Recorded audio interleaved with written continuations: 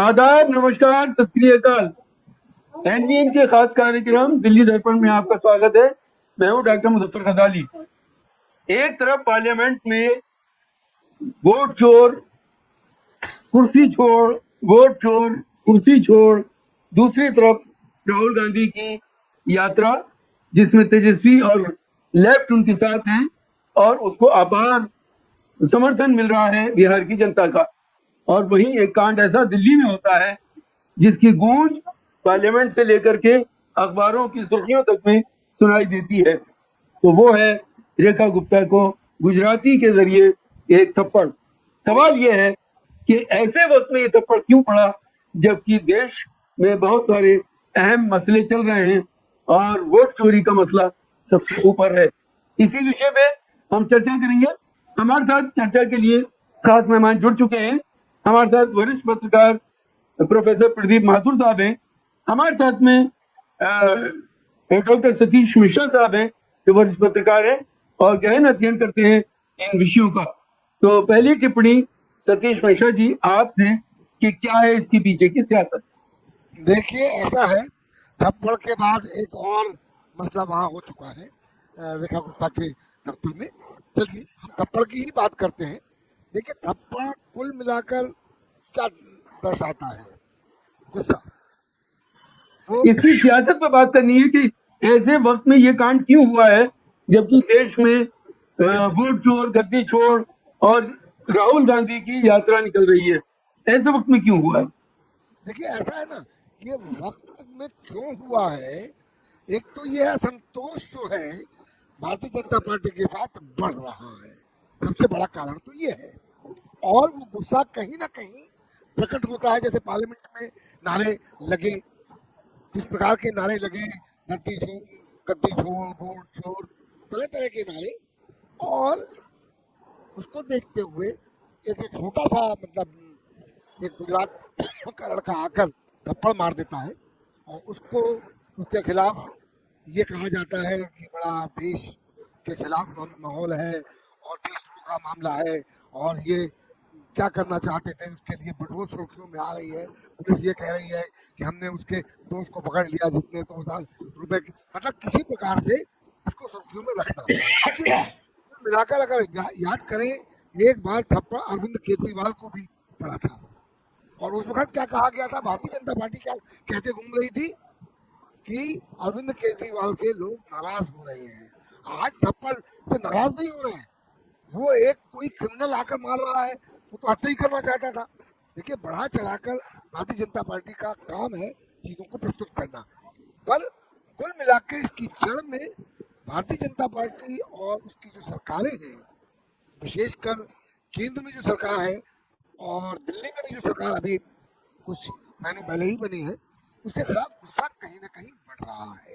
तो जी थप्पड़ को हमको इस परिप्रेक्ष्य में देखना होगा।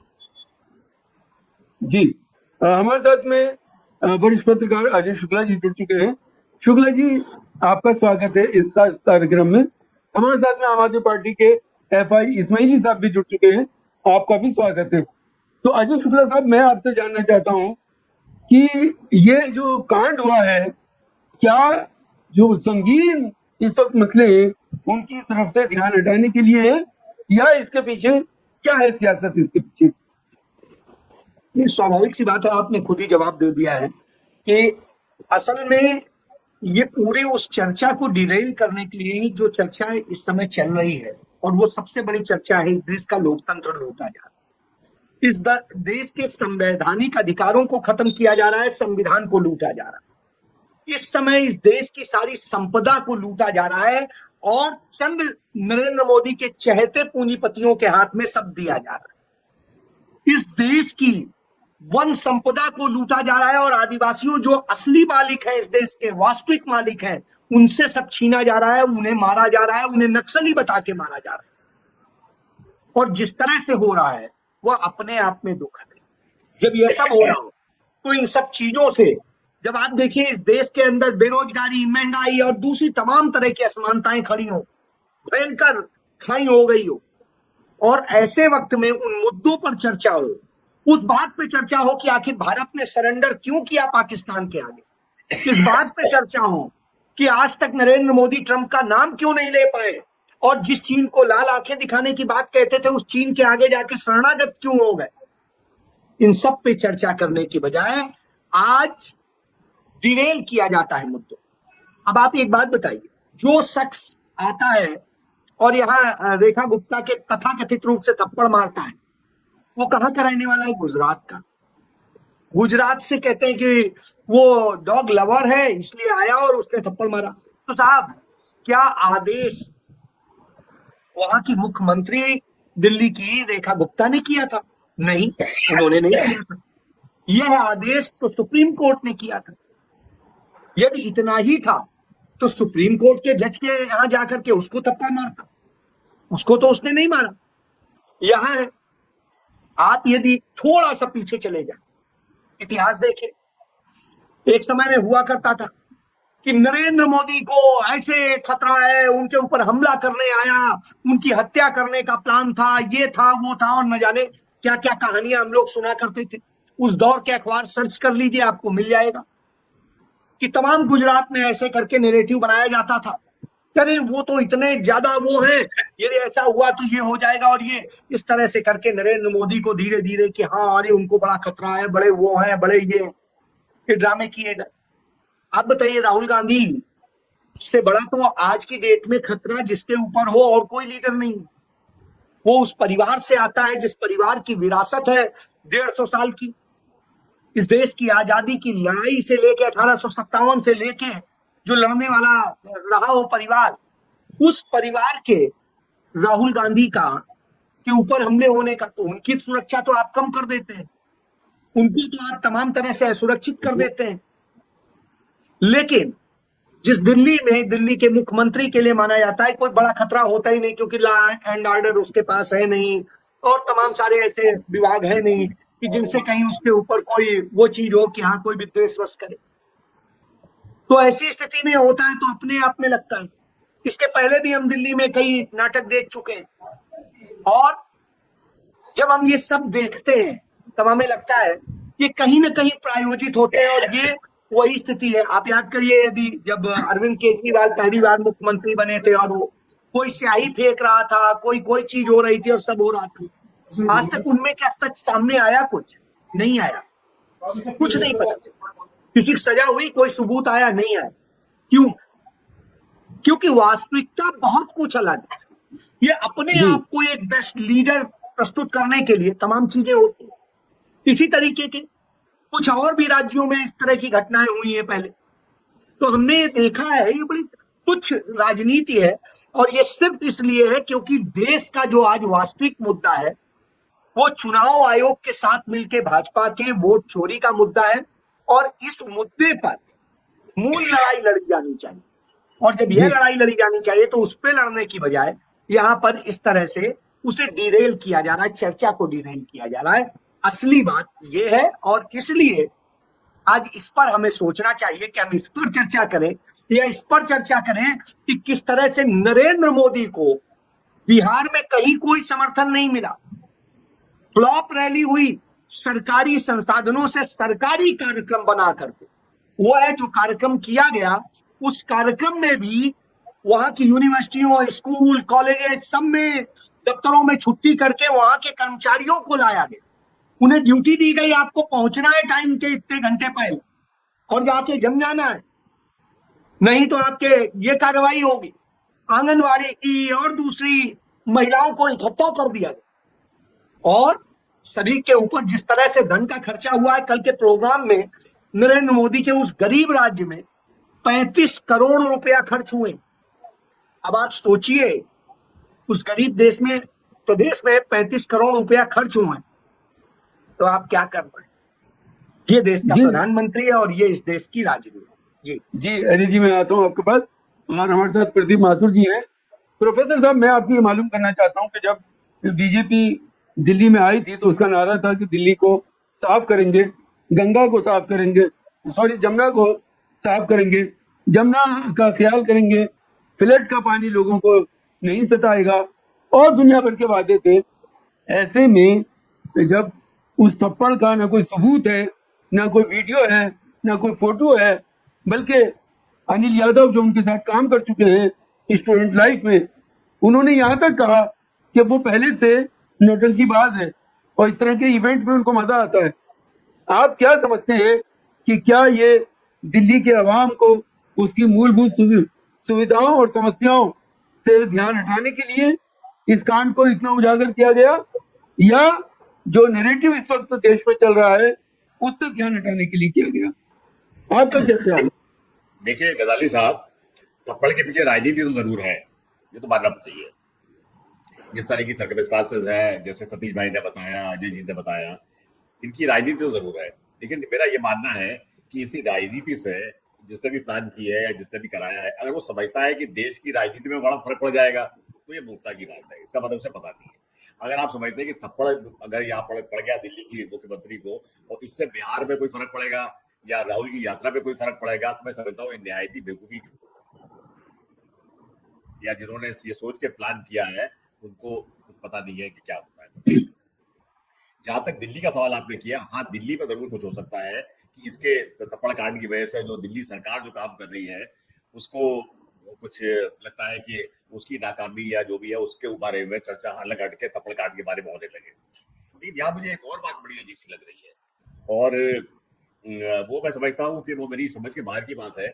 एक तो ये कि मुख्यमंत्री जो है बिना इतनी सुरक्षा के कैसे था कि कोई आदमी आता है और वो उसको थप्पड़ मार देता है, उसका अभी पता नहीं है कैसा है क्या है, कोई कह रहा है मानसिक रूप से डिस्टर्ब है, कोई कुछ है, ये है।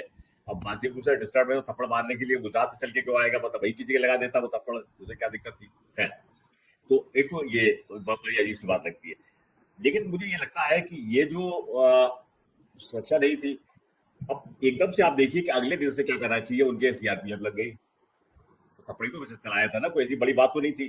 तो मुझे कभी कभी ये भी लगता है कि शायद ये जो है रेखा गुप्ता को भी कहने की बात हो, शायद बड़े हाईकमांड को लग रहा हो कि मैडम ज्यादा उड़ने लगी है, बहुत ज्यादा वो कर रही है, दिल्ली में बात कर रही है। अच्छा, दिल्ली के वो व्यवसायिक क्लास से आती है तो उनको बैकअप तो है ही उनका, और बोलबाल भी अच्छा लेती है, विधानसभा में भी उन्होंने अच्छा वो किया। तो शायद ये लगा हो कि भाई ये बहुत ज्यादा हो रही है तो इनको थोड़ा सा उसमें रखा जाए, अपने कायदे में रखा जाए, इस तरह की बात हो सकती है। क्योंकि वरना इतनी सीआरपीएफ भी लग गई, पता है दो ट्रक भी आ गई, वो सब आ गया, उनको एक सिक्योरिटी के घेरे में बंद कर लिया गया, मतलब पूरी तरह से। अब उसमें सीआरपीएफ में कौन लोग ऐसे जो इनके बारे में रिपोर्ट करेंगे, ऊपर कौन बाहर करेंगे, अब इस नहीं कह सकते इस बारे में, मतलब। लेकिन मैं फिर ये बात कहूंगा कि अगर इसका कोई बड़ा राष्ट्रव्यापी कोई, अगर आप समझें कि बड़ा भारी इसका कोई असर होने वाला है या कुछ और होने वाला है, या ज्वलंत मुद्दों से जो सारे देश का ध्यान हटेगा या क्या होगा, तो मैं ऐसी कोई बात नहीं समझता। और ये वाली बात जो है क्या करना चाहिए सब है। लेकिन एक बात जो मैं बड़ी अहम करना चाहता हूँ वो ये है कि आप इस बात के बारे में, ये बात हमें एक बात सोच में मजबूत करती है कि आखिर देश के नेताओं का इतना रिस्पेक्ट कब क्यों हो गया है, मतलब उनको इतनी भयानक सुरक्षा की क्या जरूरत है, कितनी सिक्योरिटी है, मतलब। आज हमारे प्रधानमंत्री जो है उनके लिए 3000 कमांडोज लगे रहते हैं, अरबों रुपए करोड़ों रुपए खर्च हो रहे हैं उनकी सुरक्षा पे। अब जनप्रतिनिधि है, हम लोग बचपन में देखा है बड़े बड़े नेता जो है चले जाते थे, बड़े बड़े नेता ऐसे चले जाते थे और उन नेताओं का कोई ऐसी दिक्कत की बात नहीं थी। आप जनता के बीच में घूमते थे, उनको अपनी सुरक्षा के बारे में कोई इतना वो समस्या ही नहीं थी, मतलब। तो अब सवाल ये कि जनता के प्रतिनिधि जो है, अगर मान लीजिए इतने 3 उनके सुरक्षा के घेरे में रहेंगे या क्या करेंगे, तो इसका मतलब ये है कि उनका कोई फॉलोइंग ही नहीं है। और फिर ये कि जनता जो है वो क्यों नेताओं के विषय इस तरह बात करने लगी है कि उनको थप्पड़ मार रही है, उन पर डिस्कशन कर रही है, केजरीवाल के थप्पड़ लग गया, ये हो गया, गंदी गंदी उनको गालियां बकी जा रही है, ट्रोल किया जा रहा है, क्या है। तो क्या हमारे राजनीतिक जो हमारा वर्ग है, जो क्लास है, हमारा पॉलिटिकल क्लास, क्या उसको ही नहीं सोचना चाहिए कि मतलब हम जो है किस तरह से चर्चा करें कि जनता के बीच में हमारी जो रिस्पेक्ट है, जो आदर है, जो हमारा क्या क्लाउड है, वो बना रहे। तो क्या इस बात पे डिबेट की आवश्यकता नहीं है कि हम देखें कि भाई राजनीतिक वर्ग जो है उसका कैसे उसको एक सर्टेन लेवल पे पहुंचाया जाए, क्योंकि वो नेतृत्व वर्ग है ना, तो उसको तो जनता को लीड करना चाहिए, ना कि जनता से घबरा के इस तरह रहना चाहिए। तो मैं समझता हूँ ये भी एक ऐसा मुद्दा है जिसपे कि हमको चर्चा करनी चाहिए। जी सतीश मिश्रा जी, अभी चर्चा के दौरान संजय सिंह ने ये कहा कि दिल्ली में जो वोट की गड़बड़ी हुई उसके बारे में इलेक्शन कमीशन को बाकायदा लिख के दिया गया, बार बार शिकायत की गई, जबकि इलेक्शन कमीशन कहता है कि शिकायत मिलेगी तो हम कार्रवाई करेंगे। तो वो ये कहते हैं कि फिर कार्रवाई क्यों नहीं हुई, दिल्ली के इलेक्शन में इस तरह के मसले क्यों आए? तो ये जो अभी ताजा कांड है, क्या दिल्ली में जो उठ रहे सवाल है उनको दबाने की भी कोई कोशिश है? नहीं, जी मिश्रा जी। ये बिल्कुल सही है। देखिए, वोट में घपला तो बराबर हो रहा है और उसके कितने प्रमाण दिए जा चुके हैं, पर बेशरम चुनाव आयोग उसके ऊपर कोई प्रतिक्रिया नहीं देता। आप देख रहे हैं कि जिस प्रकार का अभूतपूर्व समर्थन अ, वोट अधिकार का तो यात्रा राज, राहुल गांधी और तेजस्वी यादव और वामपंथी पार्टियां और अन्य मिलकर निकाल रहे हैं बिहार में, तो उस वो इस बात का साफ प्रदर्शित करता है, जैसा कि अजय शुक्ला जी ने कहा कि उसी तरह जब मोदी जी का वहाँ एक रैली होती है तो जबरदस्ती वहाँ लोगों को लाया जाता है और करोड़ों रुपए खर्च किए जाते हैं और वहाँ एक एक सैलाब की तरह चल रहा है एक यात्रा। तो कुल मिलाकर देखिए, जो रूलिंग पार्टीज हैं मुझे वो उत्तर अक्सर ये कोशिश करती हैं कि इन चीजों से ध्यान भटकाया जाए। उसमें उस कड़ी में ये रेखा गुप्ता का थप्पड़ कांड भी जोड़ा जा सकता है। अब संजय सिंह की बात आपने कही, देखिए संजय सिंह जो कह रहे हैं वो सही कह रहे हैं। इलेक्शन कमीशन ने राहुल गांधी से एफिडेविट के लिए कहा, तो अखिलेश यादव ने कहा कि हमने यूपी के इलेक्शन में इतने एफिडेविट दिए हैं, उन पर तो हमारे कोई भी फैसला किया नहीं आपने। फिर एक ये सवाल भी सामने आया कि अनुराग ठाकुर ने भी वही सवाल उठाए जो सवाल राहुल गांधी ने उठाए। राहुल गांधी ने केवल एक सीट की बात की, अनुराग ठाकुर ने 6 सीटों की बात की। इतना ही नहीं, बल्कि हमारे ट्रांसपोर्ट मिनिस्टर ने कहा कि उनकी कॉन्स्टिट्यूंसी में उनके समर्थक 3.5 लाख वोट काट दिए गए, यानी वोट के घपले की बात उन्होंने भी कही।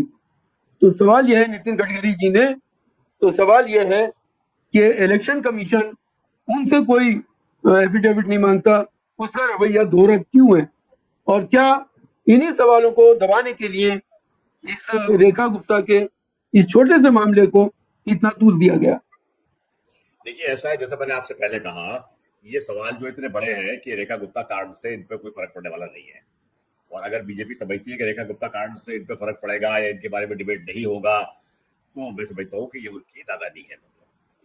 जहां तक इलेक्शन कमीशन का सवाल है, इलेक्शन कमीशन तो हमारी बात डिफेंस पे है, मीडिया एविडेंस ला रहा है, राहुल ने नहीं किया और भी जगह से एविडेंस आ रही है, सब आ रहे हैं, महाराष्ट्र में ये बात कही जा रही है, सब जगह हो रहा है, ये सब बात है। तो इलेक्शन कमीशन तो डिफेंस पे है।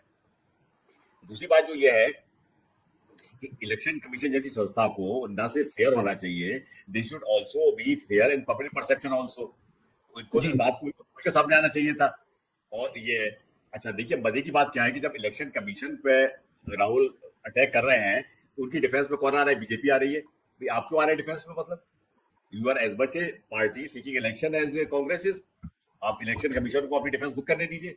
आप क्यों उसकी डिफेंस पे आ रहे हैं? आप क्यों राहुल के खिलाफ और अखिलेश यादव के खिलाफ बोल रहे हैं? इसका मतलब ये कि आपके उनमें चोर है। तो ये तो ऑब्वियस है, बीजेपी ने इलेक्शन कमीशन को सपोर्ट करके ये पूरी तरह बता दिया इलेक्शन कमीशन को डिफेंड करके कि भाई आपकी उनके साथ साठगांठ है। अब आप कुछ भी कहते रहिए, राहुल को कुछ कहते रहिए और कुछ करते रहिए। आपने तो एक डिफेमेशन केस में राहुल की वो भी ले ली थी, लोकसभा की सदस्यता भी ले ली थी, कुछ आप करिए। लेकिन सही ये है कि इलेक्शन कमीशन का जो परसेप्शन था, जो कि जमाने में इतना जबरदस्त था जब शेषन साहब जैसे लोग इलेक्शन कमिश्नर होते थे, चीफ इलेक्शन होते थे, वो बिल्कुल धूमिल हो गया है। और मैं समझता हूँ कि ये हमारी डेमोक्रेसी के लिए बहुत बुरी बात है ये, क्योंकि डेमोक्रेसी जो है इलेक्शन कमीशन पे आधारित रहती है। लेकिन मुझे ये भी पता है, जैसे आज मेरी बात हो रही थी कुछ मित्रों से व्हाट्सएप पे, जिसमें सतीश भाई भी थे जो बैठे हैं, कि ये लोग लाख करें इलेक्शन कमीशन, लेकिन एक बार अगर जनता आपके खिलाफ चली जाती है तो फिर आप जो है कोई गड़बड़ नहीं कर पाएंगे। मतलब आवश्यकता ये है कि जनता को मोबिलाइज किया जाए, जो कि राहुल और तेजस्वी वहां कर रहे हैं बिहार में। ये काम सारे देश के स्तर पर होना चाहिए। और महाराष्ट्र में गड़बड़ हुई सबको पता है, लेकिन महाराष्ट्र में इस तरह का अपना जन आंदोलन नहीं खड़ा हो पाया। मैं समझता हूँ महाराष्ट्र में भी आंदोलन होना चाहिए। जब है जो पूरी जो गड़बड़ी हो पा रही है, जो बीजेपी जो संस्थाओं के साथ कर रही है, इसलिए कि अभी तक जो है पब्लिक प्रोटेस्ट उस लेवल पे नहीं पहुंचा है।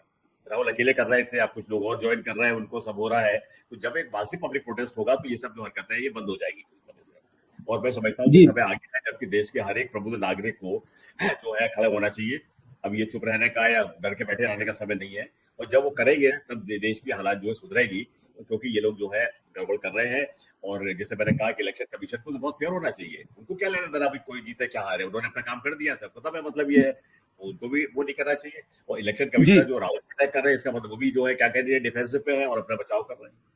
जी, हमारे साथ में एनवीएन के chief editor doctor Salim Khan साहब हैं। सलीम खान साहब, इस पूरे मामले पे आपकी क्या राय है? देखिए, रेखा गुप्ता का जहाँ तक सवाल है, वो एक आदमी, उसकी पूरी कहानी अजीब है। वो जो है वो उसको जानवरों से प्रेम है और वो कुत्तों के बारे में परेशान होके भावनगर से चलता है, इंदौर आता है, इंदौर से उसको जो है वो शिव मंदिर में जाता है, वहाँ पर उसको वो दिखाई देता है वो सवारी, और फिर वो बगैर टिकट आता है और फिर जो है वो रेकी करता है और उसके बाद वो जो है वो अंदर जाके रेखा गुप्ता को थप्पड़ जड़ देता है। अब आप देखिए, एक पब्लिक प्लेस में एक आदमी आया और उसने थप्पड़ जड़ दिया, लेकिन रेखा गुप्ता को थप्पड़ मारते हुए, रेखा गुप्ता को गिरते हुए, फिर ये कहा गया कि उसका सर जमीन में चला गया और वो बहुत जानलेवा हमला था। कोई वीडियो दिखी क्या? ऐसी कैसी पब्लिक प्लेस है जहां पर कि एक भी सीसी कैमरा नहीं लगा हुआ है? बाहर घूमता हुआ दिखता है वो, लेकिन अंदर नहीं दिखता। दूसरी बात यह है कि जानवरों से जिसको प्रेम है वो अपनी माँ को मारता है, वो अपनी बीवी को मारता है, वो एक मुख्यमंत्री को मारता है। ये कैसा प्रेम है भाई? आपको जो है वो सभी जानदारों से प्रेम होना चाहिए, बल्कि अपने जो है वो घर वालों से ज्यादा प्रेम होना चाहिए। ये पूरी कहानी जो है ना वो फिशी है, लेकिन इसका नतीजा जो निकला है वो बड़ा दिलचस्प है। पहली बात तो ये है कि रेखा गुप्ता को Z+ सिक्योरिटी मिल गई, जिसकी वो अहल नहीं, वो उसके लिए डिजर्विंग नहीं है, लेकिन उसको Z+ सिक्योरिटी फौरन मिल गई बगैर किसी इन्वेस्टिगेशन के। और उसने जो है वो पुलिस कमिश्नर थे, उनको हटा के अपनी पसंद का पुलिस कमिश्नर बनवा लिया। अब भाई, एक इंडिविजुअल ने अगर किसी सीएम पे हमला कर दिया तो पुलिस कमिश्नर की रिस्पॉन्सिबिलिटी कहाँ से हो गई? लेकिन ये कि आपको ये सब करना था, तो आपने जो है इसके लिए एक कांड किया और ये सब कर दिया। लेकिन अगर वाकई ये इसकी वीडियो होती, अगर उसने हमला करते हुए दिखा, चाहे वो एक मामूली थप्पड़ भी होता हल्का सा, चाहे वो मारने की कोशिश करने में नाकाम भी हो गया होता, तो भी मैं उसकी निंदा करता। लेकिन इसका कोई एविडेंस, कोई वीडियो, कोई फोटो जो है वो मौजूद नहीं है। खाली स्टेटमेंट है कि साहब उसको मारा और उसका जानलेवा हमला था। तो ऐसी बात पर जो है वो करना, उसको उस पर विश्वास करना, ये मेरे लिए बहुत मुश्किल है समझना। और इसलिए ये इतनी निंदनीय बात है कि भाई किसी सीएम पर और खास तौर से महिला पर हमला हो गया, लेकिन क्योंकि कोई सबूत ये लोग नहीं दे पा रहे हैं, तो इसलिए उसको जो है उसका निषेध करने में और भी जो है वो थोड़ी सी हिचकिचाहट होती है। पर यार, पब्लिक लाइफ में ये नहीं होना चाहिए। हिंसा की कोई जगह नहीं है। आप अपना विरोध प्रकट कर सकते हैं, जैसे शुक्ला साहब ने बताया कि फैसला तो उसने किया था जज ने, तो उसके यहाँ आप जाते, आप आ गए इधर मुख्यमंत्री के यहाँ, और ये सब तो ऐसा लगता है कि इसके पीछे वो नहीं है जो कि बताया जा रहा है, और जो है वो छुपाया जा रहा है। शुक्रिया जी, इस वीडियो में इतना ही। हम फिर हाजिर होंगे एक नए मुद्दे के साथ। तब तक के लिए दीजिए इजाजत। अगर अभी तक आपने हमारा चैनल सब्सक्राइब नहीं किया तो सब्सक्राइब कीजिए, लाइक कीजिए और शेयर करना न भूलिए। तमाम मेहमानों का इस चर्चा में भाग लेने के लिए बहुत शुक्रिया।